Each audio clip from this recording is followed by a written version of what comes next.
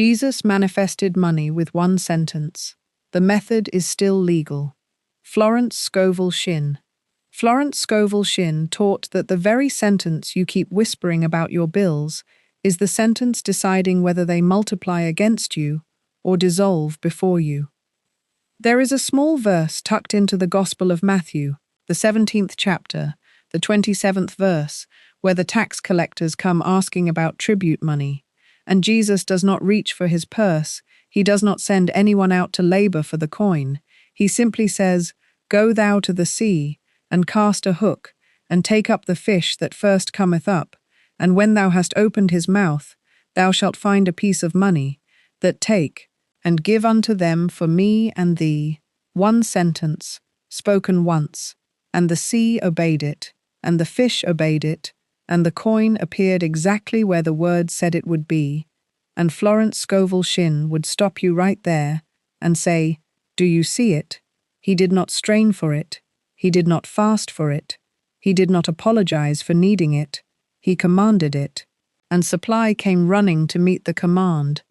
And here is the part that stings a little. If you have been taught your whole life that money only comes through struggle, through years of grinding effort, through worry dressed up as responsibility, then the very method you keep leaning on to get your supply is the same method quietly keeping your supply locked away from you, because the sea does not answer to struggle. The sea answers to the word. So before we go any further, let us give your own mouth something new to say. Say it with me. I speak the word of increase. I speak the word of supply. I speak the word of divine right action, and my word is my wand. Again, I speak the word of increase. I speak the word of supply. I speak the word of divine right action, and my word is my wand. Now, if something in you just went quiet while you said that, if some small, tired part of you leaned forward for the first time in a long while, I want you to type 2 words down in the comments right now. Jesus' way. Just those 2 words. Let it be your seal. Let it be the moment you marked as the turn. The first key is this. The word you speak over money is never a request. It was only ever meant to be a command. And most of us have spent years getting this backwards. Standing at the checkout counter murmuring, "I hope this card goes through." Standing over the mail pile whispering, "Please don't let there be another bill." That is not speech. Florence Scovel Shinn would say, that is begging dressed up as speech. And the sea does not answer begging. The sea answers command. Think of the ordinary moment of paying for your groceries. The cashier reads the total, and inside your chest, a small voice starts its old routine. "I hope I have enough. I hope this doesn't bounce." That voice feels humble. It even feels responsible. But it is actually a decree, spoken quietly, and repeated so often, it has become law in your own experience. Because the subconscious does not know the difference between a prayer and a plea. It only knows what is spoken with feeling and repeated with conviction, and it moves to make that word true. Now notice how this same small begging shows up in places you would never even call prayer. A father sits down to pay bills at the kitchen table, and before he touches a single envelope, he sighs and says, "Here we go again." And that sigh is not neutral. It is a command, faint but real, telling the sea exactly what kind of evening to prepare for him. And the sea, faithful as ever, obliges, because it does not judge the size of the sentence.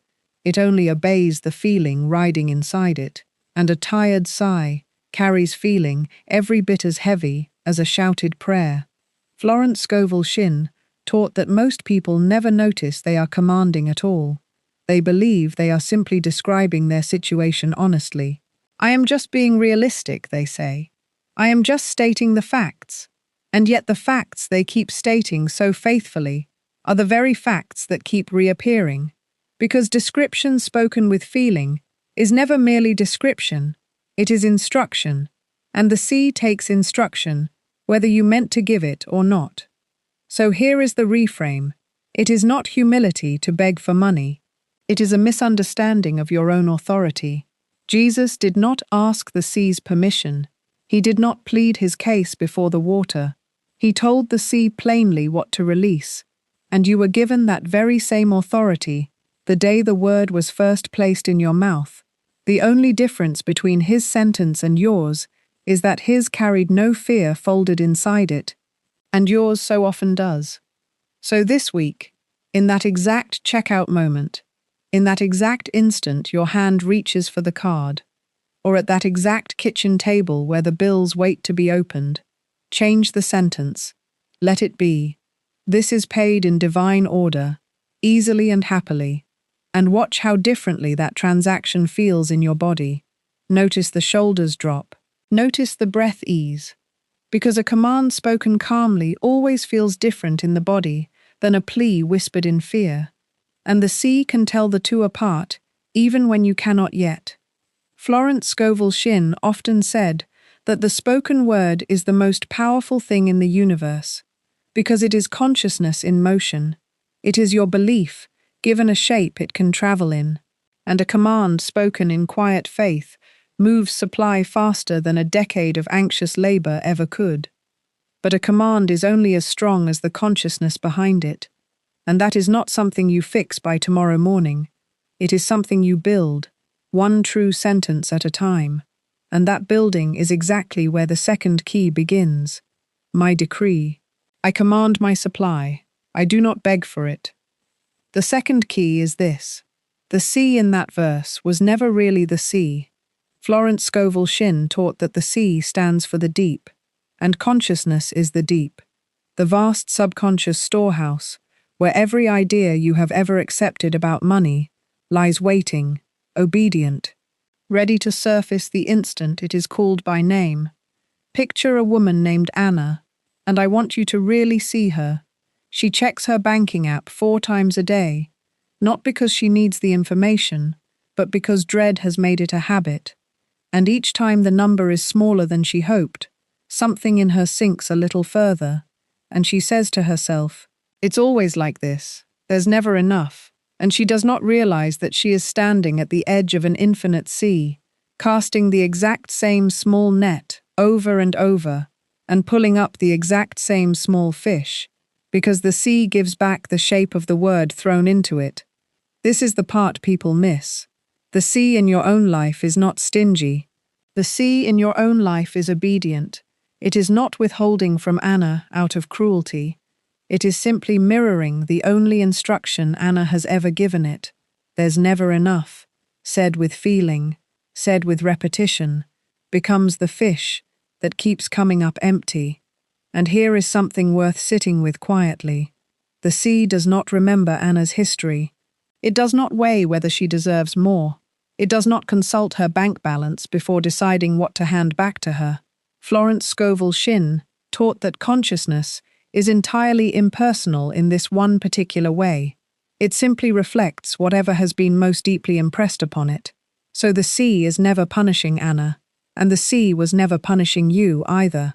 On any of those nights you lay awake rehearsing what was missing, the sea was only ever doing the one job it has always done faithfully, giving back, in exact form, whatever was spoken into it with the most feeling behind it. Think for a moment of 2 different women standing at the very same shoreline. One keeps casting a small torn net and calling it realistic. The other stands at the same shoreline and simply says, "The sea is full, and I draw from it freely." Both women are standing over the identical ocean, the identical unlimited supply, and yet one keeps living as though she owns a puddle, while the other has quietly claimed the whole sea as her own. And Florence Scovel Shinn taught that this difference has nothing to do with luck, nothing to do with which woman worked harder. It has only ever been a difference of what each one believed she was standing beside. Now here is where it turns. Florence Scovel Shinn taught that supply is not something you chase. Supply is something you already stand inside of, the way a fish already lives inside the very water it is searching for. And the moment you understand that the ocean is not out there somewhere waiting to be earned, but is your own consciousness reflecting your own conviction, you stop scavenging and you start commanding. It is not that money is scarce. It is that your word about money has been small, and the sea has simply been loyal to your instructions. So try this. Tonight, before sleep, instead of reviewing the day's shortages, speak once into that deep, quietly and deliberately. My consciousness is the boundless sea of supply, and every good thing I need is already moving toward me. Say it slowly, say it like you mean it, because the subconscious does not argue with you. It only obeys the last word spoken, with real feeling, and if the last word of your day is abundance, the sea spends the night arranging itself around that word. And notice, this is not a wish sent up and out into some distant sky. It is a word spoken down and in, into the very deep you already carry with you, everywhere you go. You do not have to travel anywhere to reach this sea. You do not have to become someone else to deserve it. You only have to stop misusing it, the way Anna had been unknowingly misusing it for years, one small, anxious sentence at a time. Anna, when she finally tried this, did not see a windfall overnight. What she noticed first was smaller. She noticed she stopped checking the app compulsively, and that alone was proof the sea had heard something new. A week later, she noticed she could look at her balance without her stomach tightening first, and only after that steadiness settled in did the actual numbers begin, quietly, to change shape. Because Florence Scovel Shinn taught that the inner shift always arrives before the outer one. The calm always precedes the coin, but a calm sea can still be cast into wrongly, and that brings us to the very shape of the net itself, which is exactly what the third key opens. My decree, my consciousness is the sea of supply, and it obeys my word. The third key is this. The coin was never found in the fisherman's net where anyone would expect it. It was found inside the mouth of a fish. In the last place logic would go looking, and Florence Scovel Shinn taught that this detail is not decoration, it is instruction. Supply so often arrives through the very channel your reasoning mind had already ruled out. So many people quietly sabotage their own demonstration by deciding in advance exactly how their answer must arrive. It has to come from this client. It has to come from that raise. It has to come from the settlement. It has to come from the inheritance. And when Florence Scovel Shinn's students would insist on the channel, she would gently correct them and say that is limiting the unlimited. Let it come from the source of all supply, not from man, and the how is not your business. The how belongs to the sea. Think about what it actually means to fix your eyes on one single net while the whole ocean moves around you. It means you have quietly appointed yourself the architect of your own miracle, deciding not only that the good will come, but exactly which door it must walk through. And Florence Scovel Shinn taught that this is where so much sincere faith gets strangled without anyone noticing, because the person is praying with one hand and blueprinting with the other, and the blueprint keeps countermanding the prayer. I think of a man who had applied to over 40 positions in a single season, and each rejection tightened the same old sentence in him, nothing is coming. And then, on an ordinary Tuesday, an unopened envelope arrived from a stranger, settling an old and small forgotten matter, a check for an amount he had genuinely stopped expecting, and it had absolutely nothing to do with any of the 40 applications. The coin came, but it came from inside the fish, not from the net he had been so carefully watching. Now consider a second story, quieter, but just as telling. A young mother needed a particular sum by the end of a particular week, and in her mind she had already decided it would come from her tax return. She checked the mail every day, watching for that one envelope. And the envelope did not come, but on the Thursday before it was due, her landlord, without any explanation, mailed her a small refund from an overcharge 2 years earlier that neither of them had ever noticed. The exact sum, almost to the dollar, arrived from a door she had never once thought to watch, because she had spent all her watching on the one door she assumed had to be the only door. This is the part that asks something of you. It asks you to loosen your grip on the exact form your good must take. It is not your work to specify which door opens. It is only your work to keep declaring that a door opens. Florence Scovel Shinn called this leaving the manner and the channel to infinite intelligence, because infinite intelligence can see 10,000 doors you have never even noticed are there, while you, understandably, can usually only see the one or two doors your own memory has shown you before. And here is a gentle but important distinction. Releasing the channel does not mean going limp. It does not mean refusing to apply for the job or refusing to make the phone call. You still walk through the doors in front of you with full willingness. You simply stop insisting, in your heart, that only one particular door counts. The moment you release that insistence, you free the sea to answer you from any direction at all, including the ones your own planning would never have thought to check.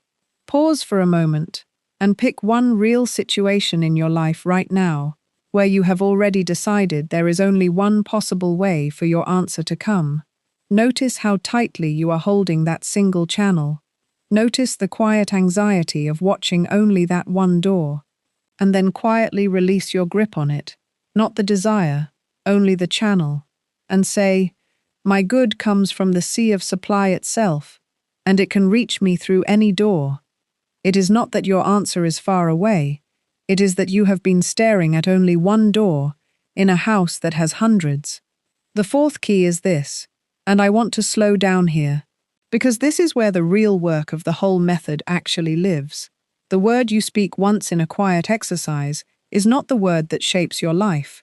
The words you speak all day, in the small, unguarded moments, those are the words doing the actual building. Florence Scovel Shinn taught that the spoken word is powerful only when it becomes the atmosphere you live inside, not a phrase you visit for 5 minutes and then leave. So many sincere people treat their affirmation like a single vitamin taken once in the morning, and then wonder why nothing changes. And Florence Scovel Shinn would gently correct this. She would say the spoken word works like nourishment taken continually, not once, because you are training your own sea to expect a certain tone from you, hour after hour, and the sea learns from repetition, not from one beautiful exception. Think of the subconscious mind as a ballot box, standing open all day, and every sentence spoken with feeling drops in as a vote. By the time you lie down at night, an election has already taken place inside you, and the sea, obedient as ever, enacts whatever won the count. This is why one lovely morning affirmation can be outvoted by lunchtime, not because it was false, but because it was outnumbered. And a single sincere vote cast at dawn does not lose its worth. It simply cannot stand alone against 7 anxious votes cast without any awareness at all.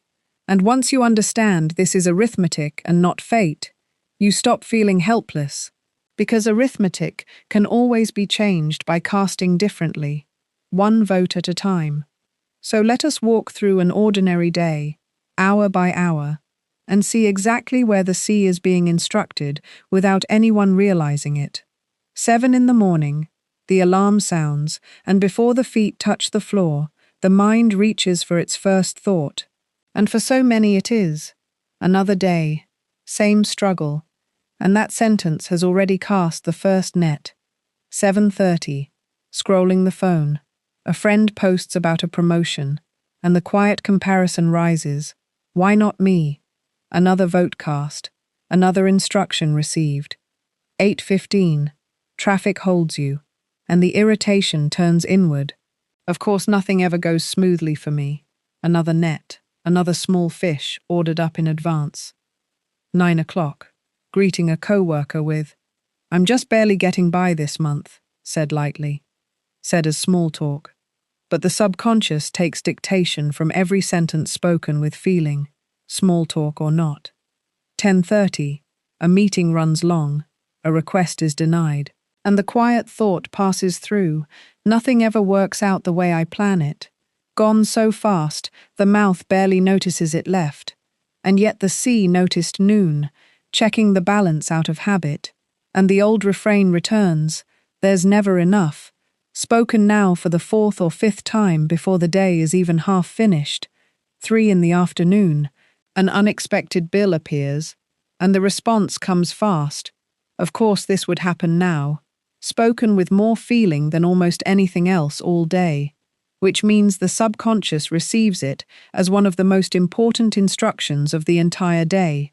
6 in the evening, driving home, rehearsing the day's frustrations, polishing them into a speech, and every replay is another casting of the same net. 9 at night, the last thoughts before sleep, a tired inventory of everything still lacking, and Florence Scovel Shinn taught that words spoken just before sleep sink deepest of all, because the conscious guard is down, and the subconscious takes them in whole, unquestioned, counted honestly.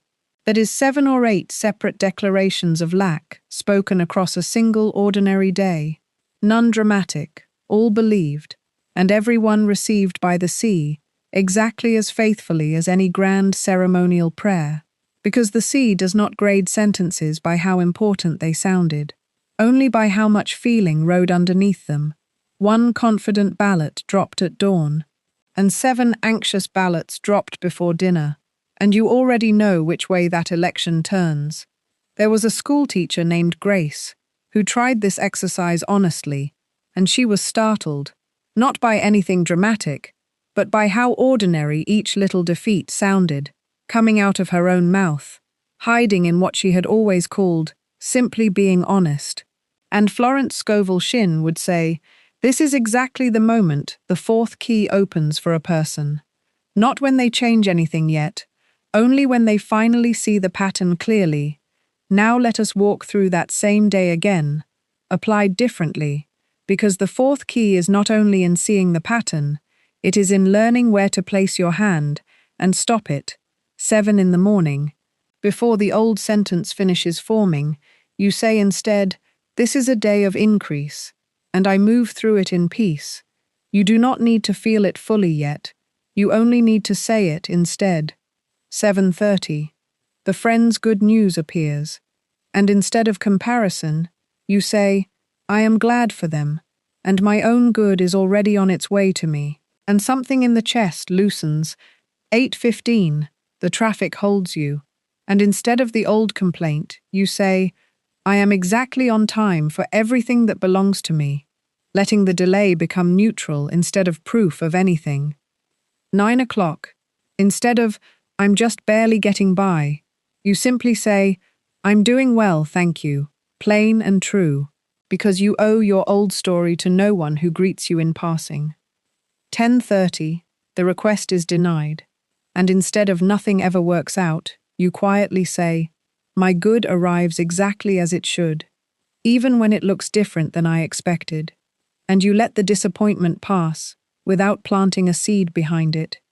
Noon, the balance appears, and instead of there's never enough, you say, my supply is constant, and it flows through me now, even if the number has not changed yet, because the sentence instructs what is coming, it does not describe what is. 3 in the afternoon, the bill appears, and instead of course this would happen, you breathe and say, this is paid in divine order, easily and in peace, and let that be the whole reaction. 6 in the evening, instead of rehearsing frustrations, you let the radio play, or speak your evening decree softly, refusing to let the commute become a rehearsal hall for lack. 9 at night, instead of a tired inventory of lack, you close the day with, I am provided for, and I rest now in that certainty, and you let that be the very last sentence the subconscious hears before it goes to work through the night. Do you feel the difference between those 2 days? Same alarm, same traffic, same bill, same balance, and yet an entirely different election took place inside each one, because Florence Scovel Shinn taught that you are not asked to control your circumstances. You are asked to control the sentence riding alongside them, and the circumstances, given enough time, rearranged to match whichever sentence kept winning the vote. Grace kept this practice for a single week, nothing more dramatic than that, and what she noticed first was not money at all. She noticed she stopped rehearsing her frustrations on the drive home, and the silence in the car felt strange at first, then like relief, and only after that quiet had settled in for several days did a small, unexpected check arrive from a district reimbursement she had entirely forgotten she was owed, and she laughed when she told it, because it felt exactly like a fish surfacing from a sea she had only just started speaking kindly to. And here is what makes this tender rather than harsh. You are not failing if you catch yourself mid-old sentence 3 or 4 times a day at first. That catching is the whole practice. Florence Scovel Shinn taught that no one is asked to change their whole life in a day. They are only asked to change the very next sentence, and then the one after that, until the new sentence has simply been spoken more times than the old one, and at that point, almost without noticing, it becomes the dominant voice, and the dominant voice is the one the sea obeys. It is not one perfect prayer that moves the sea. It is the accumulated weight of 1,000 small, ordinary sentences, finally tipping in a new direction, the way water dripping steadily in the same place eventually shapes stone, not through force, but through patient repetition. And this is precisely why Florence Scovel Shinn never asked her students to be perfect, only to be watchful. One sentence, 1 hour, one small correction at a time. So this week, do the exercise honestly. For one single day, simply notice. Do not even try to change anything yet on the first pass. Just notice how many times lack speaks through your own mouth before noon. Most people are stunned by the number, and being stunned is not discouraging. Being stunned is the beginning of authority, because you cannot command a sea you do not even realize you have been instructing all along. And once you can see the pattern clearly, you already hold the very thing you need to begin changing it. My decree: I catch the old sentence, and I replace it, right where I stand. The 5th key is this, and it is short on purpose, because some truths do not need long explanations. They need a sharp, clean strike. Florence Scovel Shinn taught that the words you speak in the most casual, throwaway moments carry just as much weight as the ones you speak on your knees, and this is precisely the key so many sincere people overlook, because they are busy guarding their big prayers while leaving the back door of their mouth wide open all day long. There is a woman standing at a grocery store counter, watching the total climb higher than she expected, and she says to the cashier, with a small laugh meant to soften it, "I'll never get ahead of these prices." And the cashier laughs politely back, and the moment passes, forgotten by both of them in under a minute. But it was not forgotten by the sea. It never is, that sentence. Small, casual, half-joking, still carried real feeling underneath it, a flicker of real defeat. And the sea does not check whether a sentence was meant seriously before it takes it as instruction. It only checks whether feeling was present. And feeling was present. So the sea got to work quietly, unnoticed, exactly the way it always does. Think of how many of these small sentences pass unnoticed through an ordinary week. A friend jokes over coffee, "I'm basically allergic to money," and everyone laughs. A coworker sighs at their desk, "I'll be paying off this car until I die," said lightly, said as filler, and a neighbor calls across the fence, "One of these days something has to give around here." None of these people mean any harm. None of them think of themselves as praying. And yet Florence Scovel Shinn taught that this is exactly how the sea has always worked. It does not wait for a formal ceremony. It responds the moment feeling rides on a sentence. Whether that sentence was whispered in church or laughed out loud in a checkout line. This is why Florence Scovel Shinn taught her students to watch their light conversation as carefully as their prayers. Because the throwaway line, "I'll never get ahead," "This always happens to me," "I can never catch a break," these are prayers said in disguise, and disguised or not, they are answered. The sea does not know the difference between a solemn petition and a joke told to smooth over an awkward moment. It simply takes the feeling at its word. So here is the sharp, clean strike. The very next time you hear yourself joke about lack, laugh about lack, sigh about lack in passing, catch it the way you would catch a hot pan, quickly, before it burns you, and simply say instead, quietly, even under your breath if you must, I am always provided for, and let that be the whole intervention. You do not need a speech, you do not need a ceremony, you only need to refuse to let the small sentence pass unchallenged. Notice, too, that the correction does not need an audience. The cashier never needs to hear it. The co-worker never needs to know. This is a private transaction between you and the sea. And the sea only needs your true word, not your explanation. It is not the size of the sentence that matters to the sea. It is only the feeling riding inside it. My decree, my light words are still my word, so I choose them on purpose. The sixth key is this, and it goes one full layer deeper than anything we have spoken of yet, because it is not really about the words at all, it is about who you believe is speaking them. Florence Scovel Shinn taught that your self-concept is the throne every single word is spoken from, and no word can rise higher than the throne it was spoken on. You can build the most beautiful sentence in the world, and if it is spoken from a small, tired throne, it will come back to you small and tired. There was a man who called himself, without even thinking about it, just a struggling artist. He said it at parties, he said it to family, he said it to himself in the mirror some mornings. Just a struggling artist, and he did try, sincerely, to speak prosperity affirmations over his life. My supply is abundant, my supply is abundant, and yet nothing shifted for a very long time, and this confused him deeply, because he was doing the exercise, he was saying the words, he had even written them on a small card and taped it to his mirror. But Florence Scovel Shinn would have seen the real trouble instantly. The words were being spoken correctly, but they were being spoken from underneath a self-concept that had already decided struggling was simply part of his identity. Artist meant struggling to him.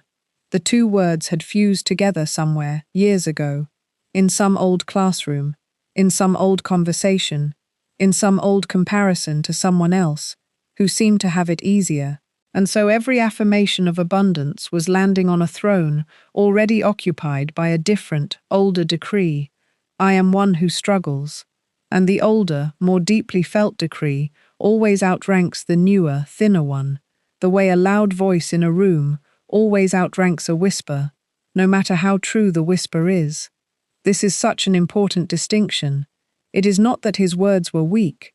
It is that his self-concept was still speaking a louder word underneath them, and Florence Scovel Shinn taught that this is precisely why so many sincere people say their affirmations faithfully and still wonder why nothing moves.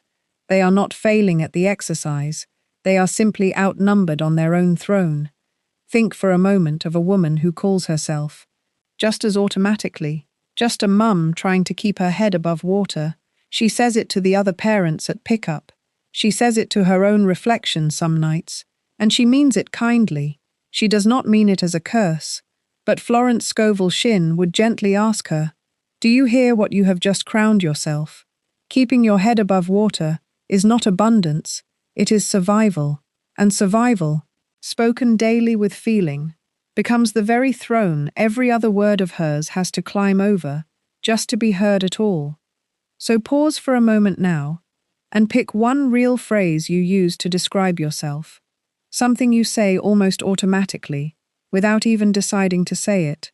I'm just someone who. I've always been the type who. I'm not the kind of person who. And look at it honestly, sitting right there in plain view.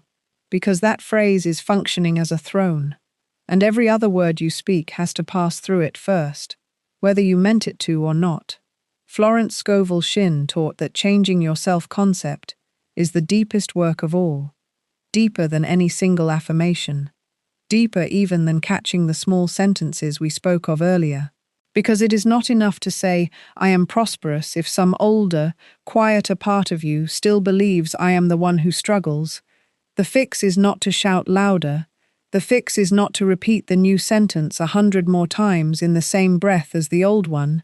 The fix is to gently retire the old title, the way you would retire an old coat that no longer fits the person you are becoming, not with violence, not with self-judgment, not with shame for having worn it so long, simply with a new choice, spoken calmly, repeated patiently.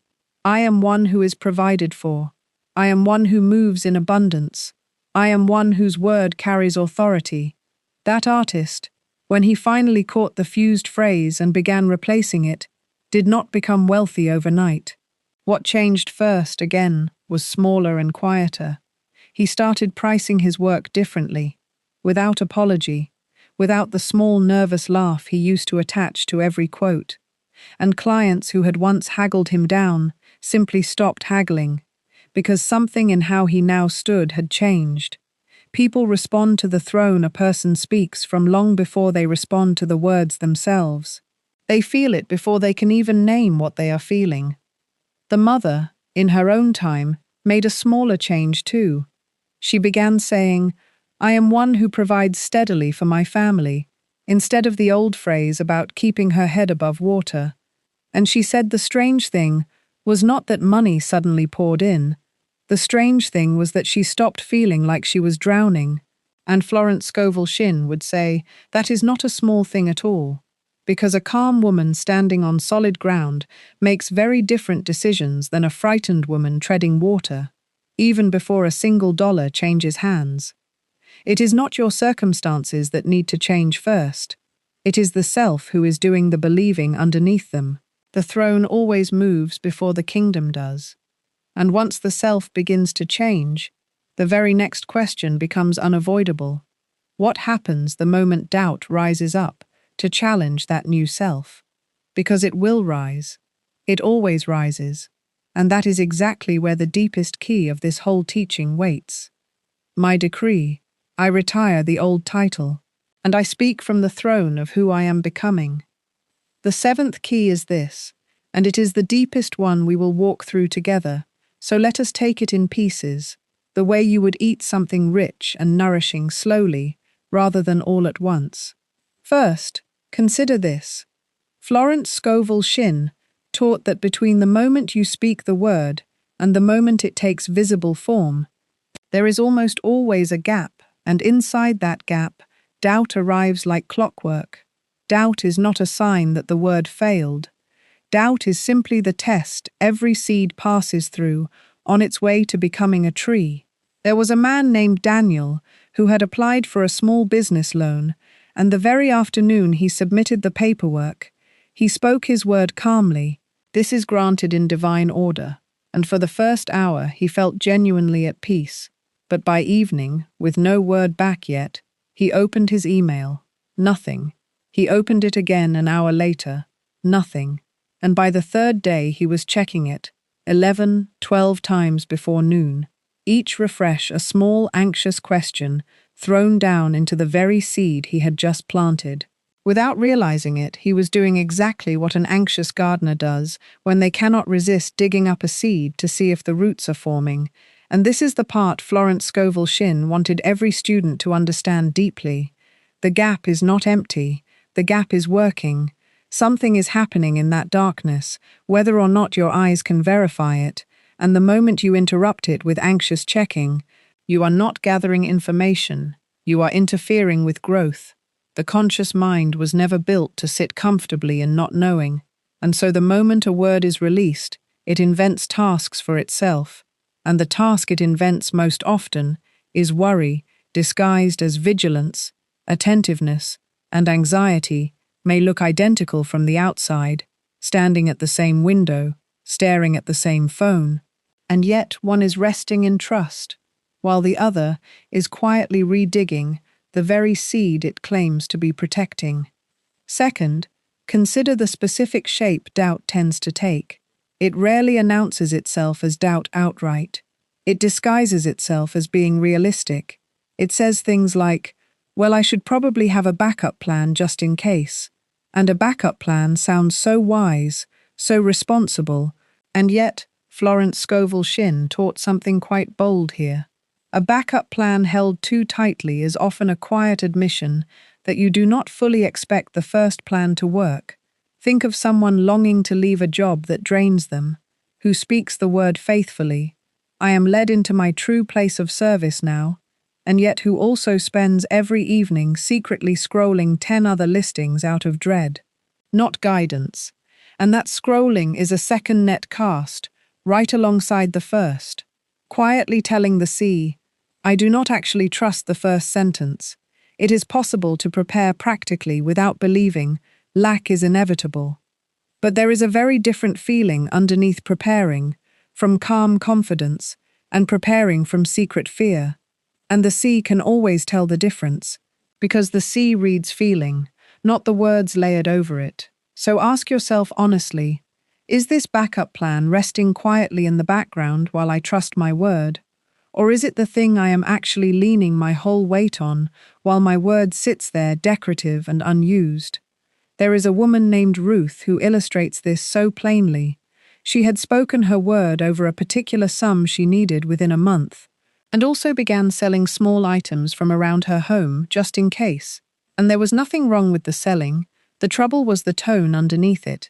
Because every evening as she listed another item, she said to her husband, "Well, at least this way we'll have something if the other thing doesn't come through." And that one small sentence, repeated nightly, was doing more damage to her demonstration than any doubt spoken directly, because it was doubt wearing the costume of practicality. Third, consider what Florence Scovel Shinn called the great danger of discussing your demonstration with the wrong company. She taught her students to hold their word in a sacred silence while it was forming, not out of secrecy for its own sake, but because every doubting voice that hears your declared intention and responds with concern, with pity, with even one sentence beginning, "Well, just be careful because," deposits a small counterword into the very atmosphere your seed is trying to grow inside of. Picture a woman who finally told her sister about a small business she was quietly building, and her sister, meaning no harm, simply said, "Oh, I hope that works out. This economy is so hard right now," and that woman drove home feeling strangely heavier, though nothing factual had changed. And this heaviness is real. It is the felt weight of a counterword landing on a tender, still forming thing. You are not obligated to hand your seed to everyone who asks to see it before it has broken the surface. And this sacred silence is not isolation. You are simply choosing, with discernment, who hears the tender parts of your unfinished demonstration, and who only hears the finished result. Fourth, consider a story Florence Scovel Shinn herself often told, of a student who came to her deeply discouraged, having spoken her word faithfully for weeks, with no visible change, and Florence Scovel Shinn asked her one simple question: "What have you been doing with your days while you wait?" And the student admitted, mostly worrying, mostly checking, mostly telling friends how worried she was. And Florence Scovel Shinn told her that faith is not a feeling you wait to arrive. Faith is a decision you act from immediately. And she gave the student one instruction: go and act as though the answer has already been given. So the student, quietly, went home and cleared a drawer for the money she had been praying over. A small, private, unremarkable act, and yet something in her shifted the moment she did it, because her body finally received the same instruction her mouth had been giving for weeks, and within a short time, the thing that had seemed frozen began to shift. Not because the waiting had changed, but because the believing had changed. So many people wait to feel confident before they will act confidently. And this is backwards. The acting is often what produces the feeling. The drawer is cleared first, and the peace follows the clearing. Faith, she taught, behaves. It does not simply feel. So pause for a moment and ask, is there one small, quiet act available to you right now that would only make sense if your word had already been answered? And if you can find it, however small, that is exactly the act worth doing today. Fifth, consider the difference between a delay and a denial, because so many sincere people quietly confuse the two. A delay simply means the fish has not yet reached the surface. A denial would mean there was never a fish at all. But the sea deals only in timing, and the moment a person mistakes a delay for a denial, they quietly begin speaking a new word. Maybe it just isn't meant for me. And that sentence, however reasonable it sounds, wrapped in the language of acceptance, is often nothing more than doubt finally winning the argument it had been having with itself for weeks. True release feels light. It feels like an open hand, while premature giving up feels like a closing fist, dressed up as peace. Sixth, and this is where the key finally turns all the way. Consider the difference between two people speaking what looks like the exact same sentence. One person says, "My supply is constant, and it flows through me now," while quietly clutching their bank statement with white knuckles, bracing for bad news. And another person says the very same sentence in genuine, unclenched, almost amused calm. And these are not the same sentence at all, though the words are identical, because the sea does not hear words. The sea hears the state behind the words. A state of anxious hoping and a state of quiet knowing produce entirely different results, even from identical language. And this is the whole secret hiding in plain sight through every teaching she ever gave. It was never really about finding the cleverest sentence. It was always about the state of consciousness the sentence rides in on. The same way two people can say, "I love you," and one voice carries warmth, while the other carries obligation. And everyone in the room feels the difference instantly, even though the words never changed. So here is the practice for this deepest key. Pause for a moment right now and bring to mind whatever you have been speaking your word over, your health, your work, your supply, and say the sentence once, quietly, and then notice your body immediately afterward. Notice if your jaw is tight, your shoulders braced, your breath shallow, because that tightness is the counterword, working directly against the very sentence you just spoke. And the correction is simple, though not always easy. Breathe once, slowly, let the shoulders drop on purpose, and say the sentence again from that softer place, even 10 times if that is what it takes, because a relaxed, unclenched sentence spoken once outweighs 100 anxious repetitions thrown out from a tight and bracing chest.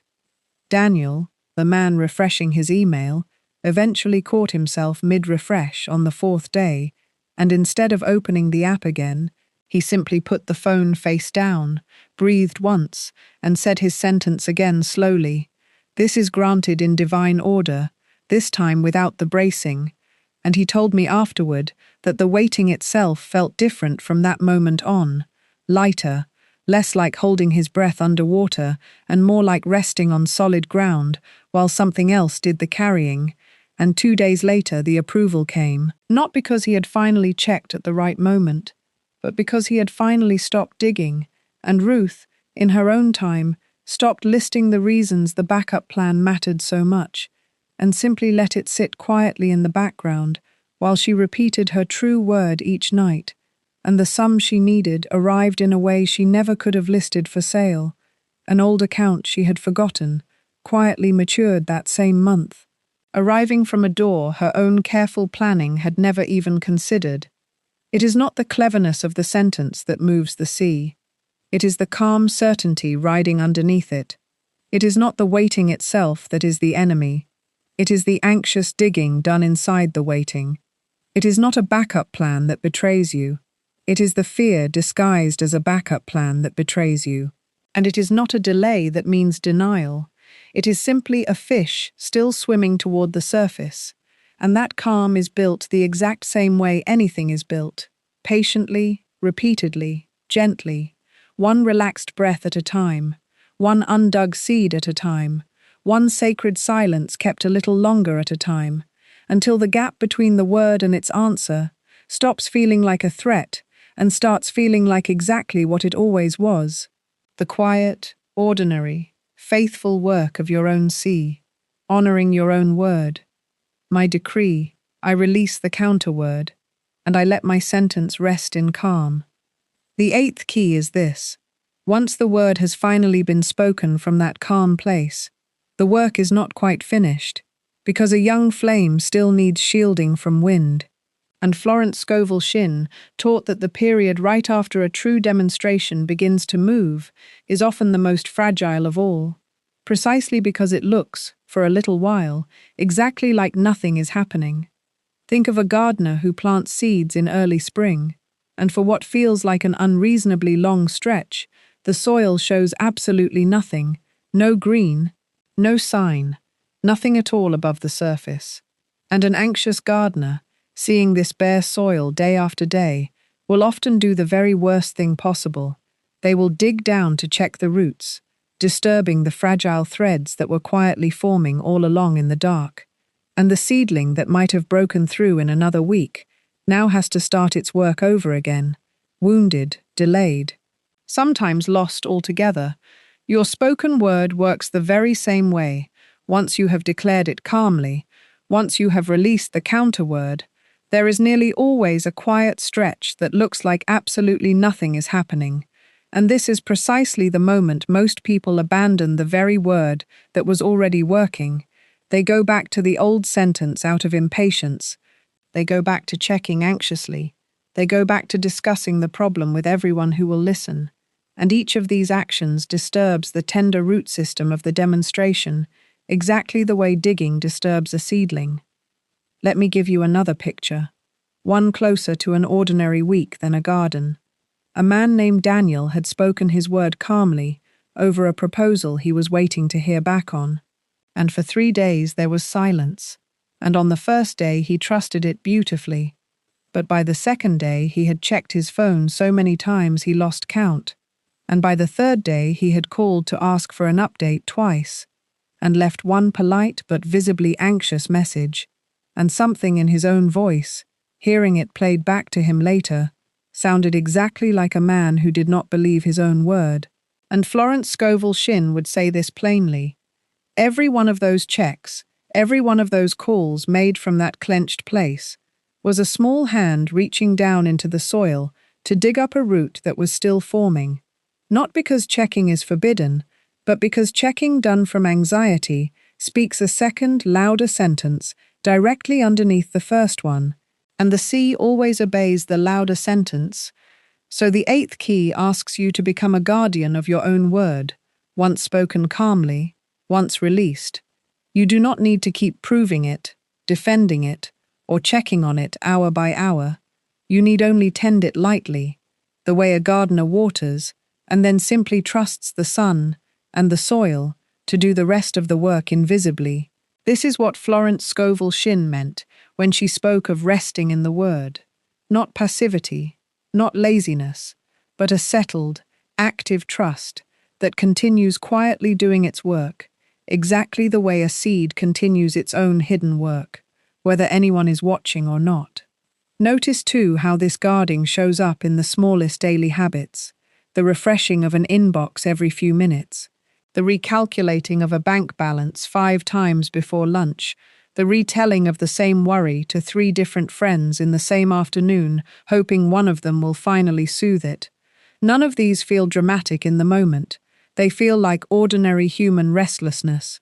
But Florence Scovel Shinn taught that restlessness is simply doubt, wearing its most respectable disguise, and every restless check is a hand slipping back into the soil.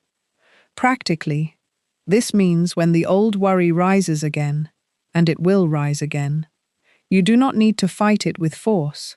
You simply return, gently and without drama, to the same calm sentence you already spoke.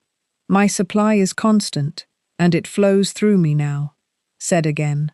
Not because the first time failed, but because a flame in wind sometimes needs to be cupped by hand more than once before it steadies into something the wind can no longer touch. Daniel, when he finally caught himself mid-check on the 4th day, phone already halfway to his ear again, stopped, set it down, and simply said out loud in the empty room, "This is already settled," and chose, deliberately, to spend that afternoon on something entirely unrelated. And the call came the very next morning, not because one afternoon of calm caused it directly, but because the root, finally left undisturbed, had been free to finish what it was already doing. It is not that your word failed during the quiet stretch. It is that the quiet stretch is where the actual growing was always happening, hidden from view exactly the way the coin was hidden inside the fish, until the appointed moment arrived to reveal it. And there is one more piece to this key. Guard also what you allow into your ears during that fragile stretch. The frightened commentary of others, the news, the comparison, the constant tally of what has not yet appeared. None of these are neutral, all of them are wind. A well-meaning relative asking, "So did you hear anything yet?" said 3 times in 1 week, can quietly reopen the very anxiety you had finally set down. And a wise gardener does not build their garden downwind of a storm. They choose, deliberately, what atmosphere they let brush against a tender new growth. And you have exactly that same power over the atmosphere surrounding your own word.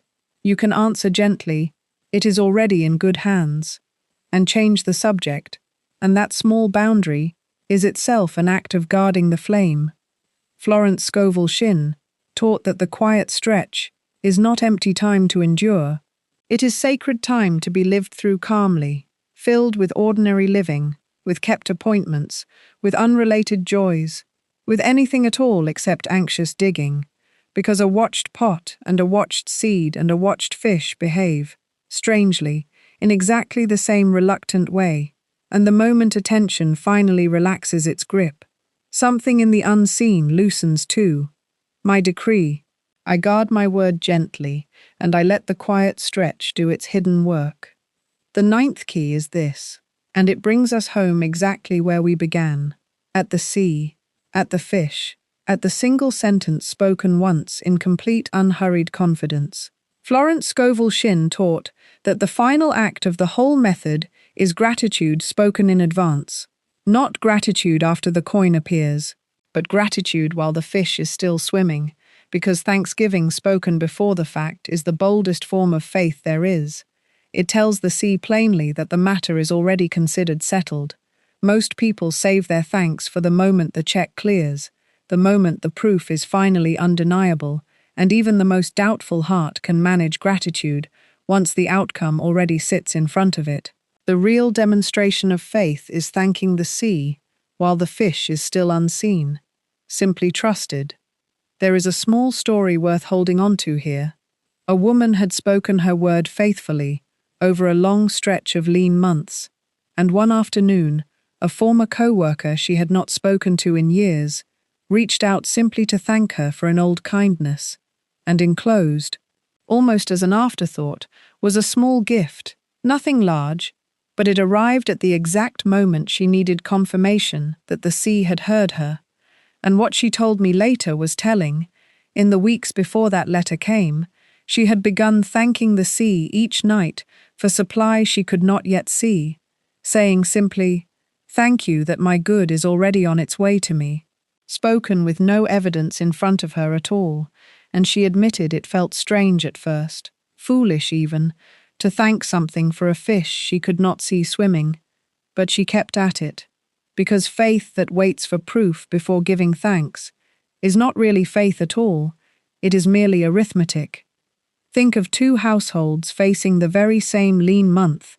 In one, the sentence spoken at the table is, "We'll see if we make it through this one," spoken as resignation, and in the other, with the very same numbers on the very same page, the sentence spoken is, "Thank you that we are always provided for," spoken as praise, and the sea does not respond to the numbers on the page, the sea responds to the sentence spoken over them, because the numbers are simply the old fish already caught, while the sentence is the net being cast for the next one. Gratitude spoken in advance keeps the eyes open for the small, ordinary confirmations the sea sends along the way, the unexpected refund, the surprising discount, the found $5 in an old coat pocket. None of these need to be dramatic to be real, and each one is the sea saying, "Keep going, your word is heard, your fish is swimming toward the surface even now." So let your closing practice be this simple thing. Each evening, instead of counting what has not yet arrived, Count out loud, gently, 3 small things that did arrive that day, however tiny, and thank the sea for each one, not as a technique performed for results, but as a relationship tended for its own sake, because the spoken word was never meant to be a transaction with an indifferent universe.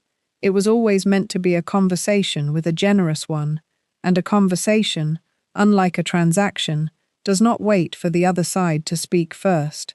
It is not that the coin took its time to arrive, it is that the sea was always listening, from the very first sentence you ever spoke into it. My decree, I give thanks now, for the coin already on its way to me. Here is the whole picture. It is not begging that moves the sea, it is the calm command. It is not scarcity that defines your consciousness. It is the boundless sea already inside you.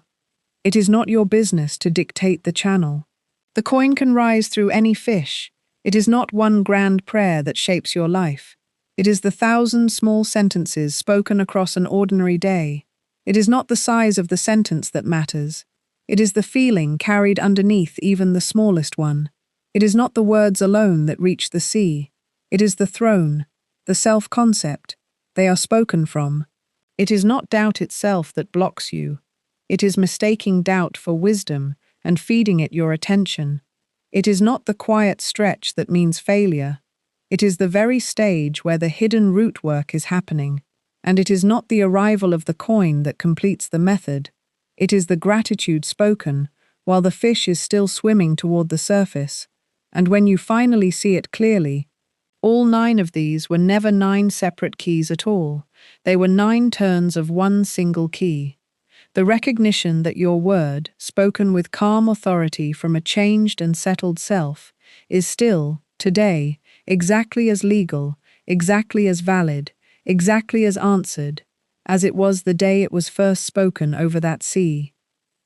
And if you are ready to stop practicing this alone in scattered moments, and actually walk it daily with real structure, real accountability, and a community speaking the same calm word together, that is exactly what the Overflow Covenant was built to hold for you.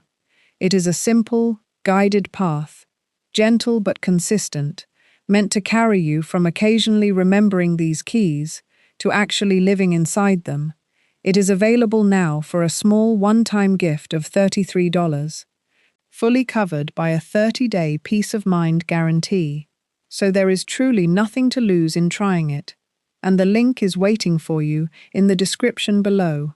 If something in these keys has stirred you tonight, let that be the sign, and let this be the moment you finally choose to build your word on purpose rather than by accident.